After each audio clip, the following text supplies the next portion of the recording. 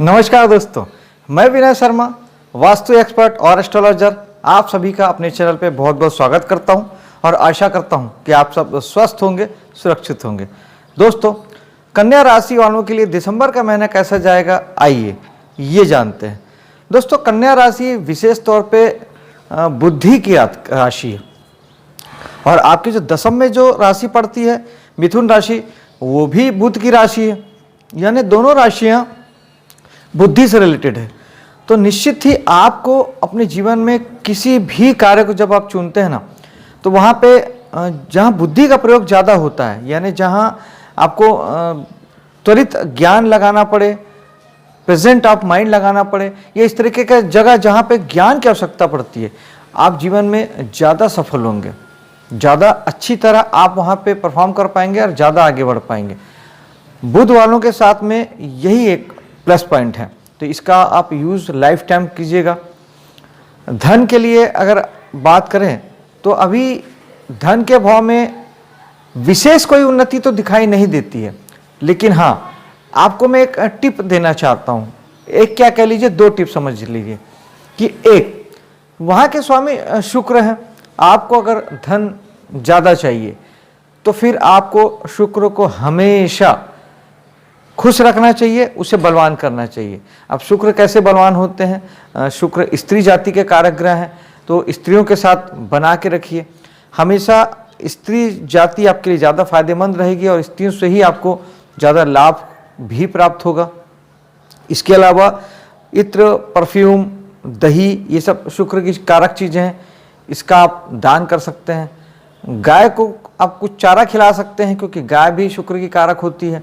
इस तरीके से आप शुक्र को बलवान कर सकते हैं। तो और माँ लक्ष्मी अधिष्ठाती देवी हैं शुक्र ग्रह की, माँ लक्ष्मी की साधना करके, आराधना करके भी आप बहुत अच्छे से अपने धन के लिए मार्ग खोल सकते हैं।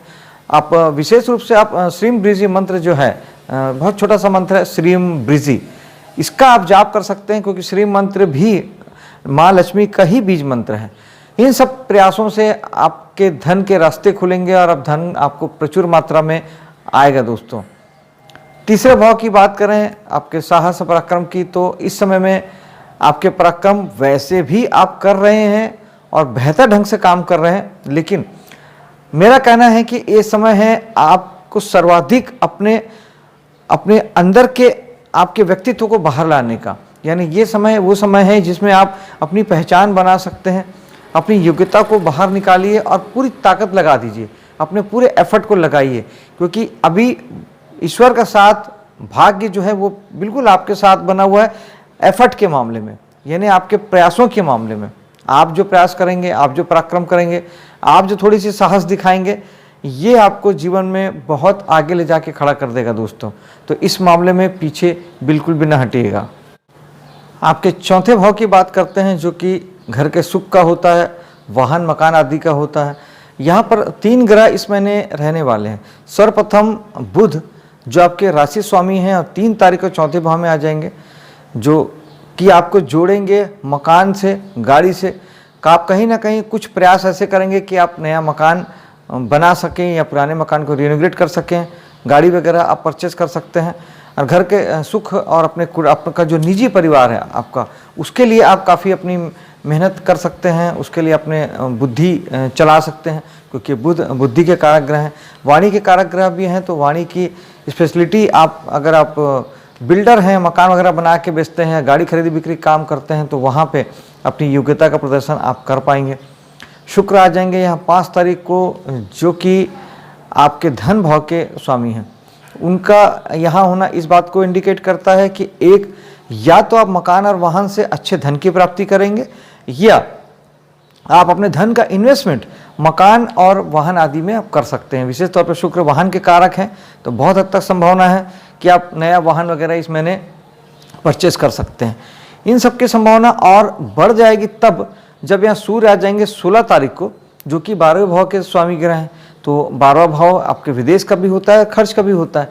तो एक तो ये हो सकता है कि आप कोई प्रॉपर्टी वगैरह आप विदेश में खरीदें, या कहीं घर से बहुत दूर अदर स्टेट में आप कोई प्रॉपर्टी वगैरह बनाएं, या दूसरी संभावना ये बनती है कि आप काफ़ी कुछ पैसा जो है वो आप अपने मकान वाहन आदि में आप लगा सकते हैं। जहाँ हैं वहीं पे आप काफ़ी इन्वेस्टमेंट आप इन सब चीज़ों में कर सकते हैं, क्योंकि 12वां भाव इन्वेस्टमेंट का होता है। वहाँ के स्वामी का यहाँ बैठना इस बात को बताता है कि आप काफ़ी हद तक ज़मीन मकान आदि में इन्वेस्टमेंट पैसा करने वाले हैं दोस्तों। पंचम भाव यानी शनि की राशि और शनि का विराजमान होना, तो यहाँ पर संतान के लिए तो स्थितियाँ थोड़ी सी बनी हुई है कि वो मेहनत ज़्यादा करें, चाहे वो पढ़ाई कर रहे हों या कुछ भी किसी भी जीवन के किसी भी क्षेत्र में कुछ काम कर रहे हों, कहीं भी कोई भी प्रयास कर रहे हों, तो उन्हें आपके कुंडली के अकॉर्डिंग उनको मेहनत ज़्यादा करना पड़ेगा, तभी वो जीवन में सफलता पा सकेंगे।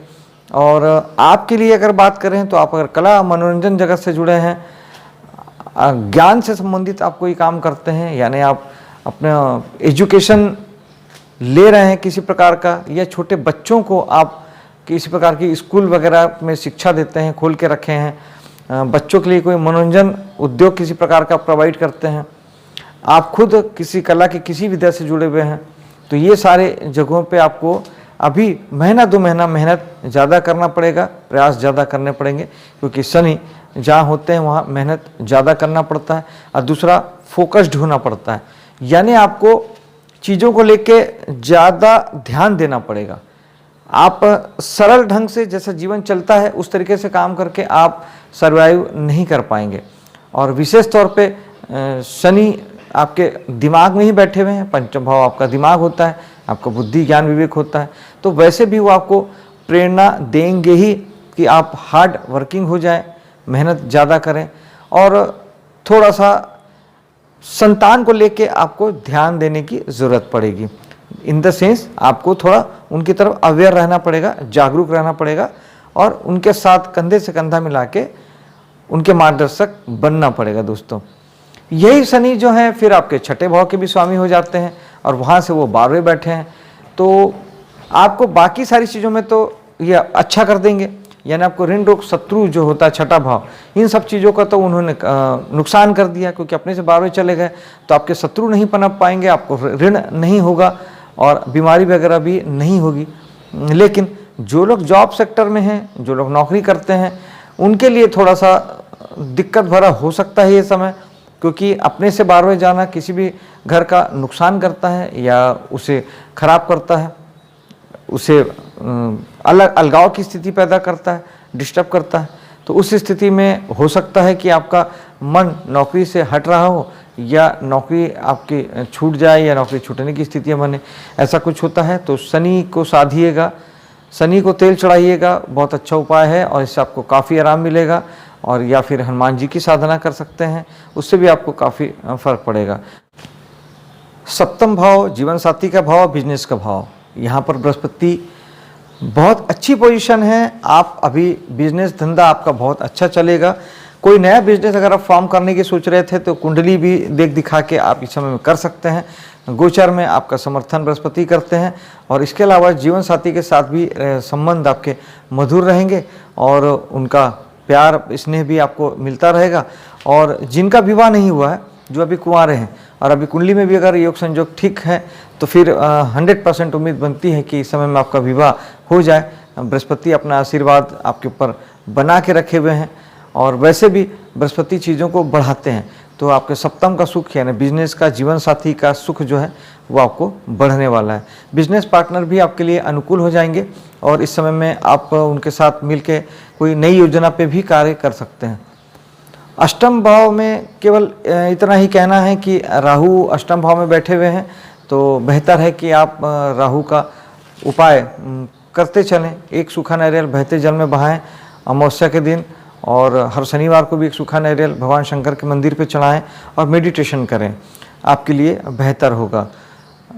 अगर भाग्य की बात करें तो आपके जो अष्टमेश मंगल हैं वो इस महीने जाके आपके भाग्य में बैठ गए, तो वहाँ पर आपको थोड़ा सा पिता को लेकर ध्यान देने की ज़रूरत पड़ेगी।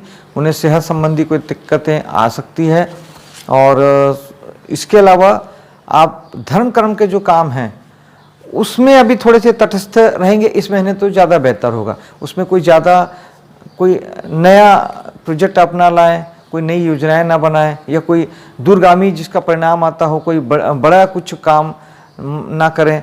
उच्च शिक्षा में अगर आप हैं तो थोड़ा सा इस महीने ध्यान रखेंगे कि इस महीने आपको कोई वहाँ से फ़ायदा नहीं होगा, इसलिए आप कुछ ऐसी योजनाएं ना बनाएं जो आपके लिए दूरगामी परिणाम लाती हो या आगे चल के आपको लंबा आप उससे जुड़ने वाले हैं, तो इस महीने उससे अवॉइड करें। और मंगल है तो मंगल के लिए हनुमान जी की साधना बहुत अच्छी होती है। अब वैसे अष्टम भाव के अगर आप काम करते हैं तो आपको किसी प्रकार की कोई दिक्कत अगर नहीं आएगी।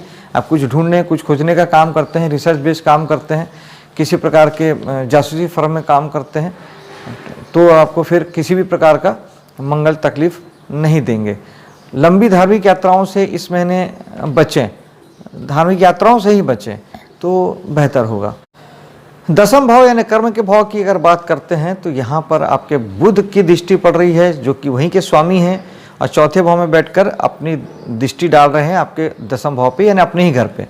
भाव बलवान हो जाता है, कर्म अच्छा चलेगा, सफलता मिलेगी, मान सम्मान प्रसिद्धि बनी रहेगी, पद प्रतिष्ठा मिल सकती है। और बुध हैं तो वो आपको बुद्धि संबंधी वाणी संबंधी कामों की ओर प्रेरित करेंगे और चाहेंगे कि आप उस दिशा में कुछ काम करें।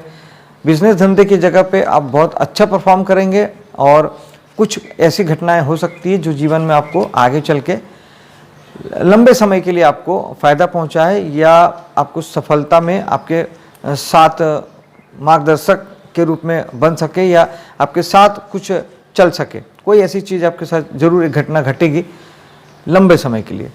और दोस्तों यारों का साथ बना रहेगा। एकादश भाव की बात करते हैं तो अभी आप समाज से भी जुड़े रहेंगे, गतिविधियां आपकी बढ़ जाएगी, एनजीओ वगैरह से जुड़ के कुछ बेहतर काम आप कर सकते हैं। और दोस्तों यारों के साथ सोशल मीडिया में बहुत एक्टिव रहने वाले हैं, ज़बरदस्त आपका लोगों से जान पहचान बढ़ेगा, आप एक्टिव रहेंगे। कुछ सामाजिक गतिविधियाँ, सामाजिक किसी कार्यक्रमों में भी आप गतिविधियाँ भी हिस्सा ले सकते हैं। और अगर खर्च की बात कर रहे हैं तो खर्च के स्वामी सूर्य चौथे भाव में बैठे हैं जो इसी बात का इंडिकेशन देते हैं कि आप वाहन पे, मकान पे, घर के सुख शांति के लिए, अपने मन की शांति के लिए किसी प्रकार का खर्च आप कर सकते हैं। सूर्य शासन तंत्र को भी इंडिकेट करते हैं, तो आप किसी प्रकार के सरकारी किसी काम की पूर्ति के लिए भी आप कुछ पैसे का खर्च कर सकते हैं। कुल मिला के पैसों का खर्च शुभ दिशा में होगा, शुभ कार्यों में होगा। और आप अगर चाहें तो किसी सरकारी प्रतिभूतियों में या किसी बॉन्ड में या किसी एफडी वगैरह में भी आप पैसों का इन्वेस्टमेंट कर सकते हैं। ये आपके लिए शुभ होगा, आपके लिए मेहनत शुभ हो, सफल हो। इसी के साथ मैं विदा लेता हूँ।